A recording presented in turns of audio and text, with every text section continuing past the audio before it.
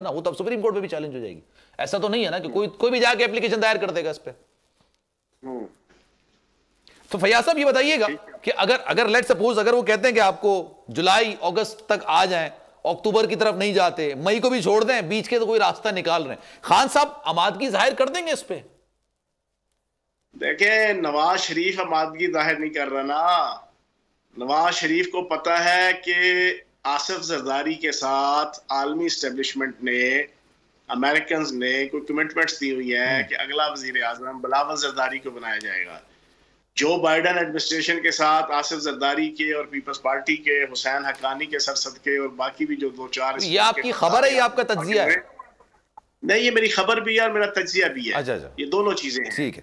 और इस वजह से आसिफ जरदारी को तो बहुत जल्दी है, लेकिन उसे ये नहीं पता कि दुनिया की अरेंजमेंट नहीं चलती, ऊपर अल्लाह पाक की जात भी बैठी है। बेशक अल्लाह पाक की जात की जो अरेंजमेंट है वो क्या है, वो तो आपको खल्के खुदा और मखलूक खुदा के जो सेंटिमेंट्स हैं इनके हवाले से और हमारे हवाले से, इनके हवाले से और इमरान खान साहब के हवाले से वो सारी दुनिया को तो सर एक मफरूजा ये भी है कि खान साहब पे मकबूलियत तो बहुत है लेकिन कबूलियत नहीं है। अब नवाज शरीफ साहब इस वक्त आपको पता है सऊदी अरब के अंदर मौजूद है, तो पहले वो कबूलियत करवा रहे हैं, फिर मकबूलियत की तरफ आएंगे, क्या करेंगे?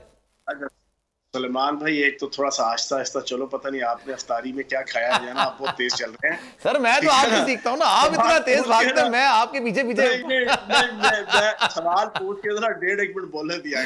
अच्छा चले बटेरा खाया महंगाई में कौन बटेर खाएगा इस वक्त सर? आप 10 रुपए बढ़ गए के बाद आप 15 सेकंड बाद फटक करके दूसरे सवाल पे आ जाते हो। यार ये मेरे लिए हजम नहीं होता। चले ठंडे खाते हैं। अच्छा हाँ, अब आपने क्या सवाल पूछा? मैंने कहा सर ये मकबूलियत की जो बात की जाती है, एक मफरूजा है कि खान साहब की मकबूलियत है, कबूलियत नहीं है।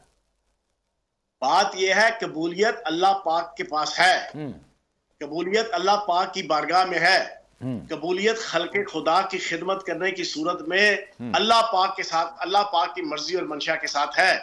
कबूलियत इस वक्त सिर्फ और सिर्फ जनाब वही हस्ती जो ऊपर बैठी है, हमारा ईमान है ये, और ये रमजान का महीना है और हम इस महीने के अंदर मजीद हमारा ईमान मुस्तहकम हो जाता है। कबूलियत उधर से ही है और अल्लाह पाक करम करेगा नबी पाक के सदके, इंशाल्लाह ये इलेक्शन अगले महीने कराएं या उससे अगले महीने कराएं या उससे अगले साल करवाएं या उससे अगले साल करवाएं।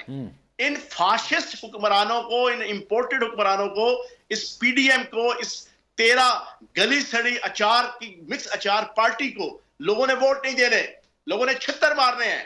तो ये इनकी गलतफहमी है कि इलेक्शन को डिले करवा के या कोई कौमी हुकूमत बनवा के वो इमरान खान की मकबूलियत को कम कर लेंगे, या कोई अमेरिका की मर्जी और मंशा से और अमेरिका की जनाब सरपरस्ती में ये बिलावल जरदारी को यहाँ पर उस नमूने को जनाब यहाँ पर वजीर आजम बनवा लेंगे। ये उनकी गलतफहमी है।